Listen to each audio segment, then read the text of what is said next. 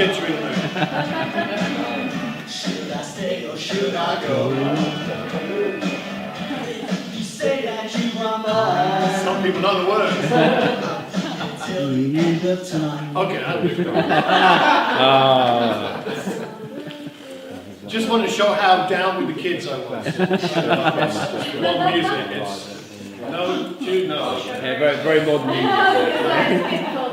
Oh, okay. A bit before the time of quite a lot of people here. Now I think about it. Should I stay or should I go? When do we stick around? When do we persevere? When do we move on? That's one of the things we're going to be talking about today from this short passage here in Acts chapter 14 as we continue our tour through the book of Acts. Where are we? Just to say where we are at the moment. Paul and Barnabas have been down to Cyprus, and then last week, Stephen talked about their work up in Antioch, the city in Antioch.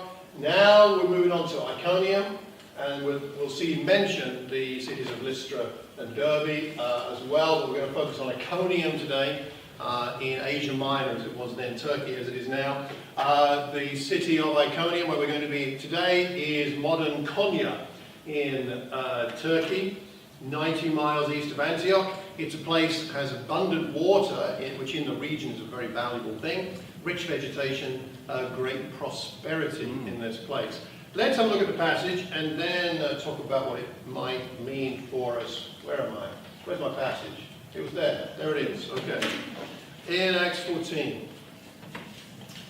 Paul and Barnabas, moving on. At Iconium, Paul and Barnabas went as usual into the Jewish synagogue.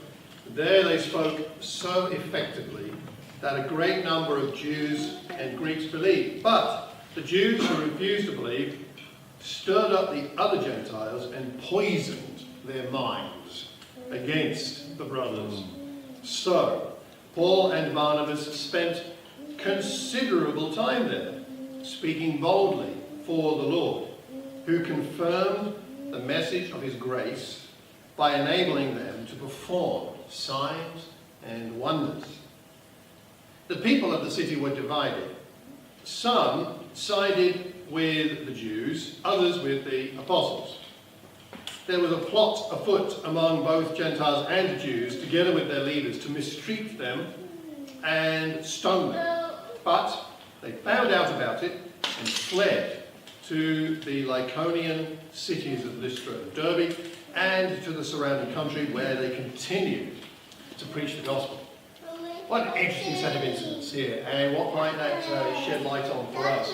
Iconium is mentioned a few other times in the Bible, so we've got some other references in Acts chapter 14.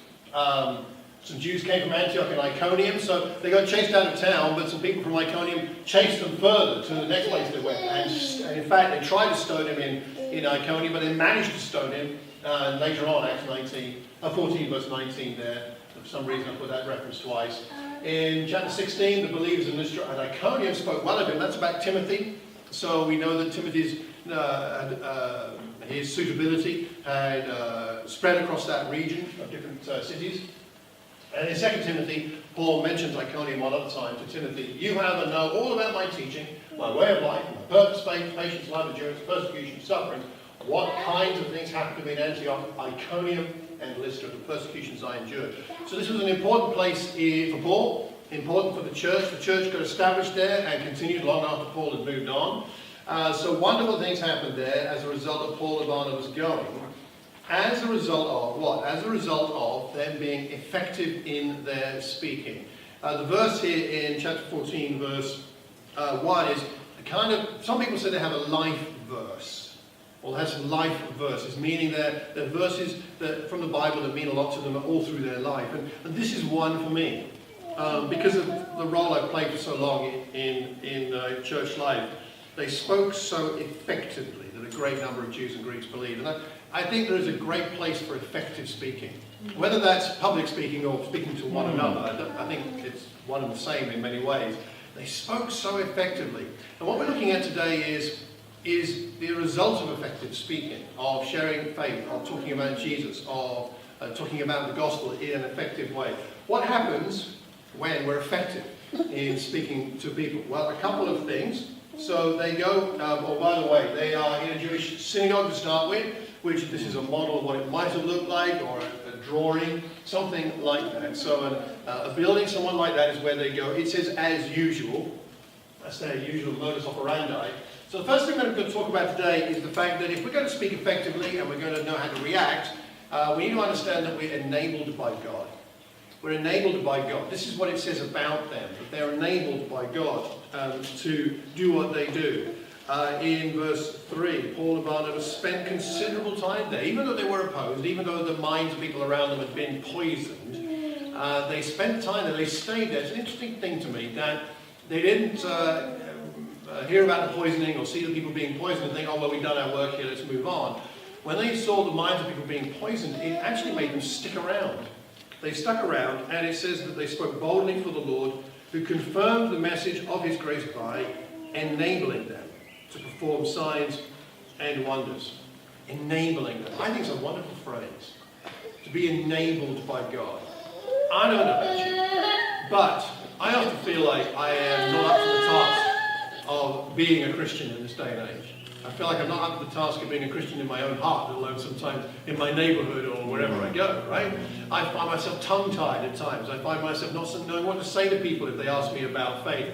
Or even if they don't ask me about faith, how to start a conversation or how to continue with it, and what to do when you come up to an obstacle in someone's faith and you don't know the answer. And perhaps you get ridiculed, perhaps minds are poisoned around you, towards you, perhaps you get trolled online. There's lots of things that can happen to reduce our boldness, our confidence, and our expectations as to what God can do. And what we see here is Paul and Barnabas, they speak effectively, minds are poisoned, but they carry on speaking, they carry on working for some considerable time. It says, we don't know how long, but obviously it's more than a week or two. Some considerable time they stayed there. And they knew, I think they knew in their hearts, the work they were doing was enabled by God. I mean, God enabled them here to do signs and miracles. But doesn't God always enable us? Isn't the work that we do for him always really enabled by him? When we're trying to do it in our own strength, it's exhausting.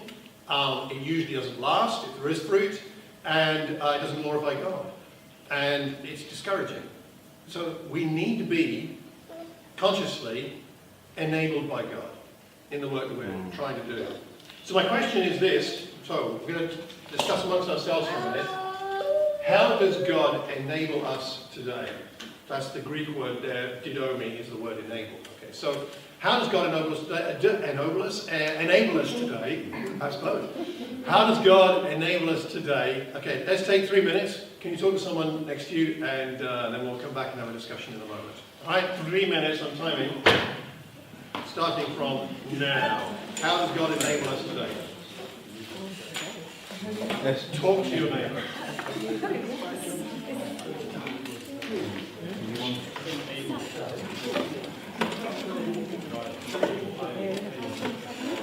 How does God enable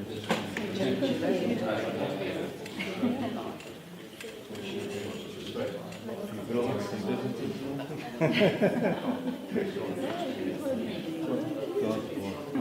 about me.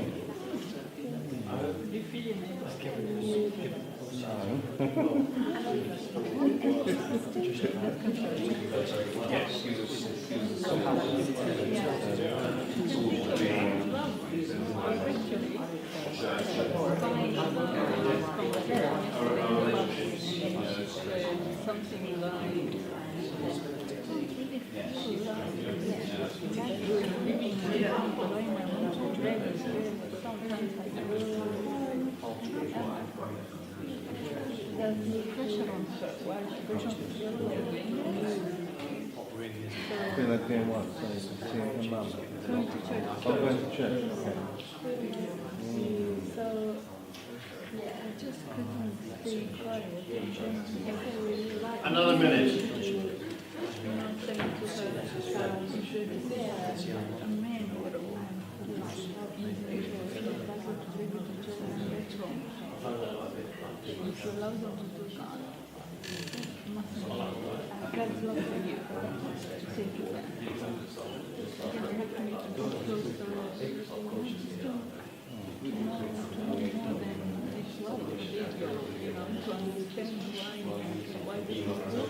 It's trying to pursue what because that was my challenge of the Bible said to be good to the church. So I don't know. They just knew that God wants me to tell me that. It's like talking about from what I know experience. Many years ago. Okay. All right. Time up. Time's up. How does God enable us today? What would you say? How do you know you're being enabled by God? What does it mean to be enabled by God? What does it look like? What does it feel like? Let's discuss that for a minute. What do you reckon? Patricia? Well, we had a bit of a discussion around something quite a bit of an introspective way of looking at it, but we feel like our skills, our gifts, that actually we've got a talent, we've got a skill, we've got a particular thing that we like doing even. Finding things that we're skilled at, gifted at. And using them, yeah. Using them. Because who we are is who God made us to be. Okay, God's given us those things. Exactly, so if we're using that, we're in tune with God already, because we're using something He's given us. Yeah, we're in tune with we're God. making a difference from inside, not from what other people think about us outside. Okay, coming from inside, from within us. God has already placed it. Okay, good, thank you. Good. Other thoughts? How does God enable us today? Chantel? He allows me to wake up with my right mind. Yeah. Some people in my household may raise an eyebrow to that. But I think I'm here with a sound mind in order to come to church and listen to this sermon. So, yeah. God enabling you to wake up in your right mind. Yeah, that's a lovely. That's a sort of a testimony to the peace that passes understanding aspect of the way the Spirit works in us. I'm going to drop you to him because he had a really good. A good insight? Excellent. Good. We're looking for it. Which one of the 3 or 4? Yeah, just similar to Patricia, like with talents and things like that, and so it enables us to sort of have awareness within that. Also, I think during like exams and stuff, it's enabled me specifically very much to be more concentrated. To stay focused. Yeah. Clear-minded. Rather than sort of just having a bit of a daydream during the exam and things like that. Yeah. So, Good for you. You got more exams coming? yeah. Want some prayers on that? Okay, everybody? Everybody praying for Jude? Okay, good. Everybody watching on Facebook Live? Jude? Okay, excellent. You've got now, I have 2,000 odd friends on Facebook, so you have at least 2,000 people praying. Okay, friends. So, yeah, Danny. So we said a few things. Two, what we mentioned were but one of them was like he's giving us his word. He's giving us His word. the tools, which is useful for correcting teaching. We've got the tools. Yeah. And also the fellowship. He's giving us One another. giving us the love that we have. And each other draws people in. The resources and the love, and yeah, absolutely, yeah, Leo. And Joe was saying about the idea that we have confidence because we can approach God every day and we can approach the creator of the universe. Yes. So so why should we be afraid of talking to anybody else? Right. If we have the knowledge that we have a direct connection with the creator of the universe, why would we fear anything else? Okay, tell you what, I'm going to move on because that segues very nicely by the power of the Spirit into what I was going to say. What about this verse in Acts chapter 4, verse 29, right? When the church is being persecuted, right, a lot of problems, and what do? The church gathers together and they pray and they say, now Lord, consider their threats, those trying to oppose them, and enable your servants to speak your word with great boldness.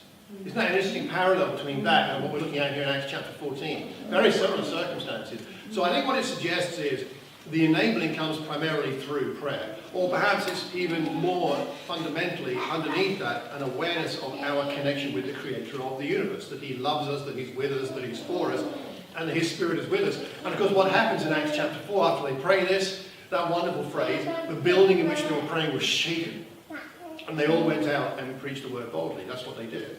So something about that, I think there are many things that can help us with being enabled when people around us are poisoning or opposing, or there's challenges around us, but at least part of it is that connection with the Lord. I want to suggest 3 things we see in this section, just to point out, which I think one of the things that Paul and Barnabas do very well is they don't take it personally.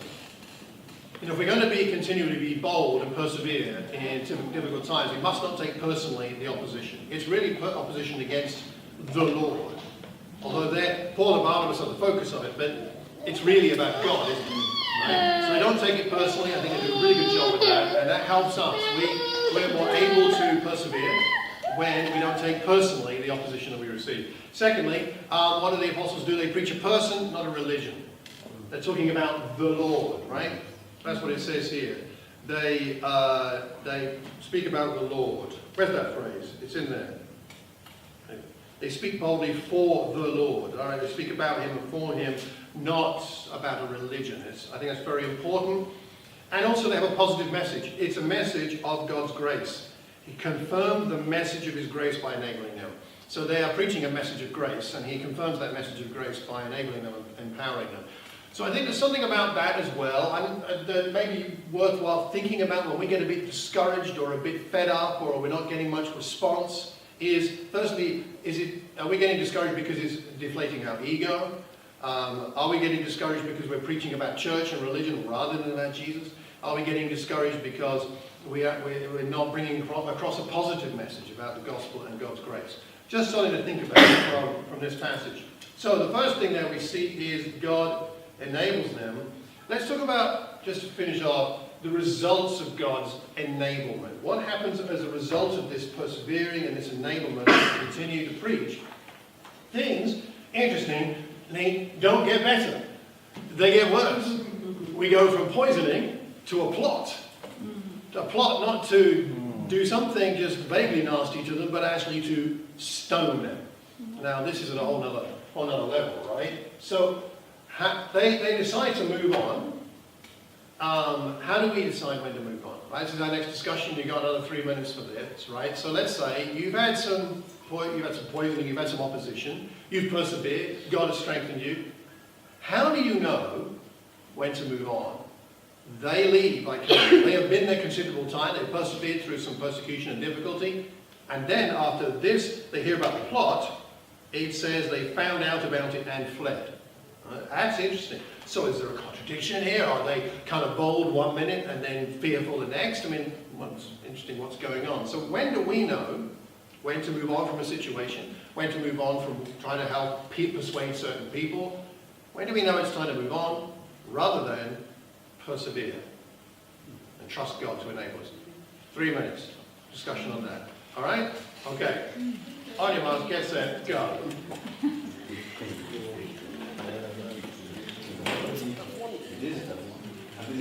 There we go.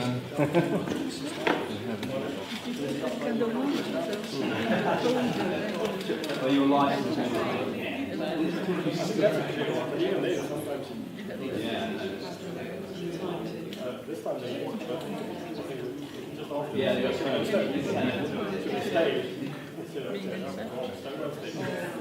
course, things, God things.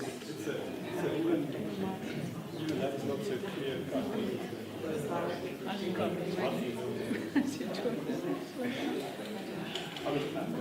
Especially for Leeds. Following up And my kind of room. that I knew that they are too close. Well,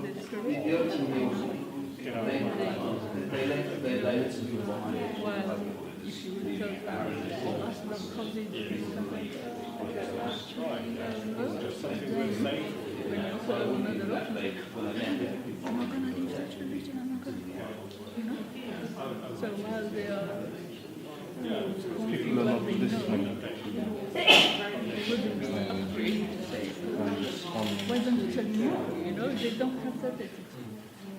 I move on if they know, if they don't want to know. So if I phone them up or text them and they don't respond, then it's likely they're not really interested in me. And maybe that's the wrong. Maybe a bit persevere with it. One That's more where I'm minute. at the moment, you know. I if they don't respond to my text or they just, I'm thinking whether they're going to know with. So maybe someone else will reach out to them, I'm hoping, you know. Maybe one party, but I'm just saying it's going on. I don't intend to become someone who is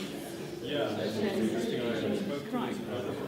I may try another month or another 2 months to see how to check with them come here.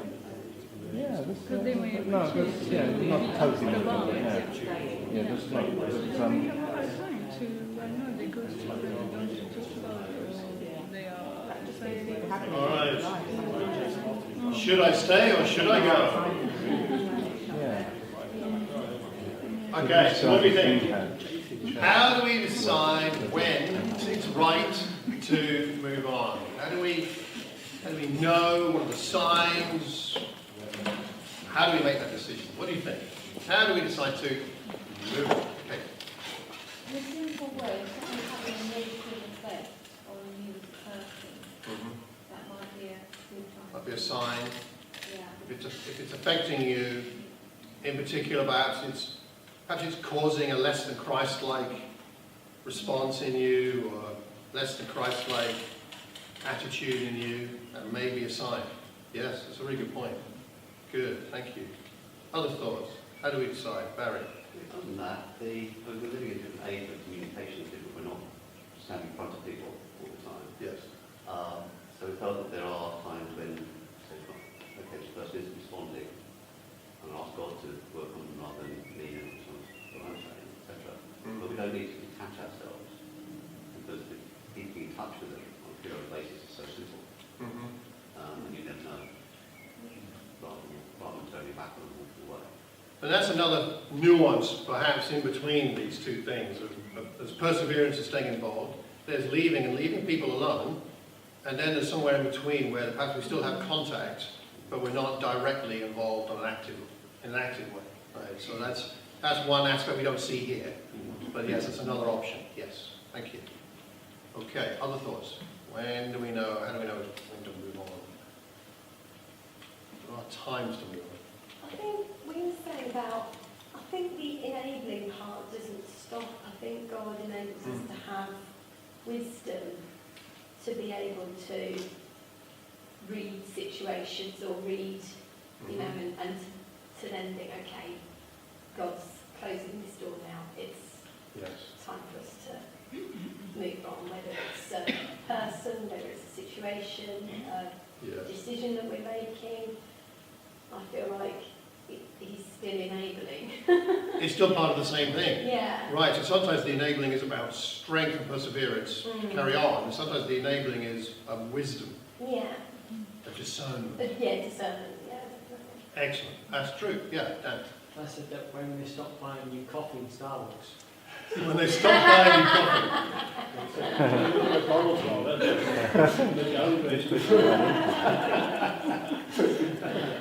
So when it's you buying all the coffees?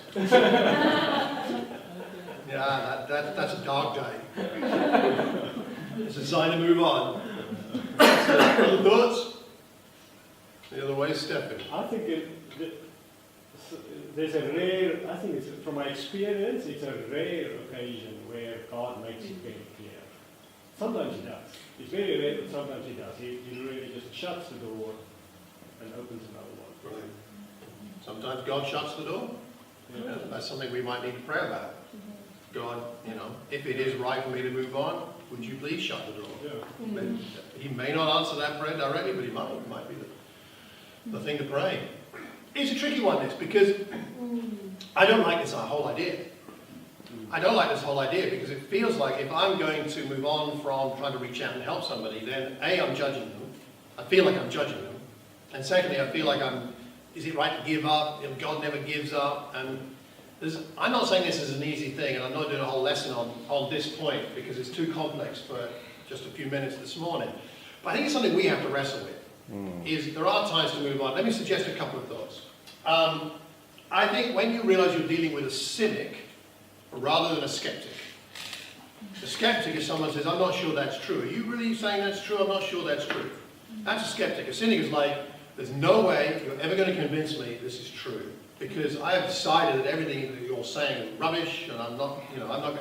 And I've had online interactions with people like this. So there was a time, and I've shared this here before, where someone was kind of trolling me, and I would give a reasonable answer to their online question to my YouTube video, whatever it was. I'd give a very reasonable and very calm kind of considered response with facts, and I was very nice about it, and I would just get something quite vile back with there was clearly no, after a while it was clear there was no desire to learn, there was only a desire to wound.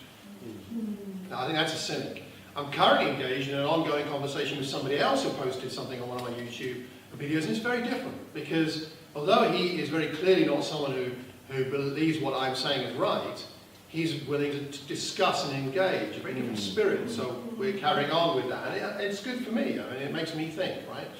But when you hit a cynic, that's probably a time to not waste your time anymore on being with that person. I'm reminded of the verse in Matthew 7, verse 6, when Jesus says, do not give dogs what is sacred, do not throw your pearls to pigs. If you do, they may trample them under their feet and turn and tear you to pieces. Now, that's a wisdom thing, a discernment thing. Again, when is someone a pig? I don't know. I don't want to judge that. That's probably God to judge.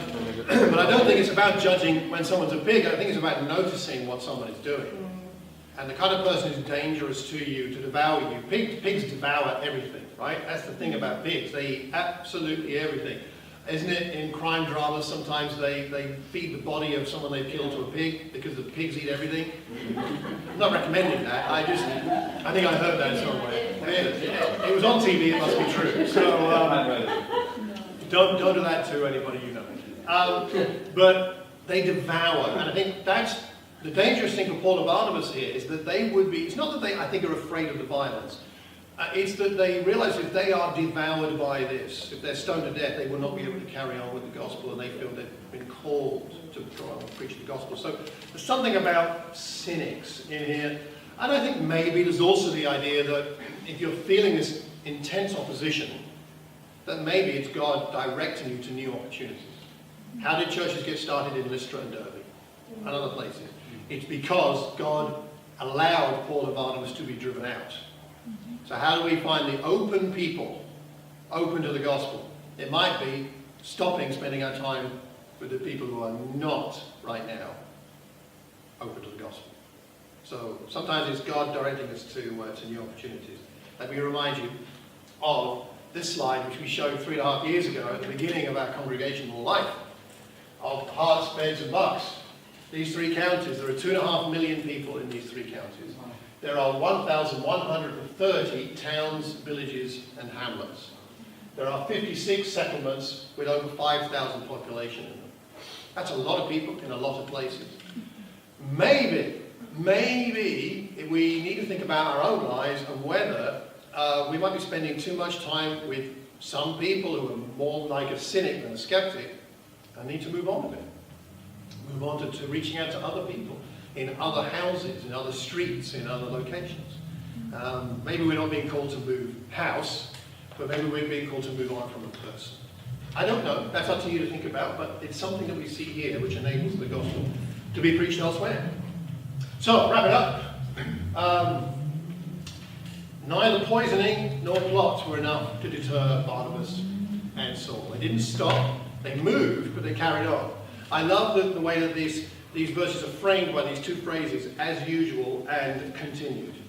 They went into the synagogue as usual, and when they get kicked out of town, they go to Lystra and Derby, and it says that they continued to preach. Where's that verse? They continued to preach the gospel in verse 7. God is at work confirming the message of his grace. He's at work empowering his messengers. He's at work affirming his bold ambassadors. And we could add, he's at work redirecting their work when the time is right to move on. So things for us to think about. Should we stay or should we go? Well, whether we stay or whether we go, we need to do it in the power of the Holy Spirit, which is available to every single one of us. Hope that's helpful. We'll carry on again with Acts chapter 14 next week. Thank you.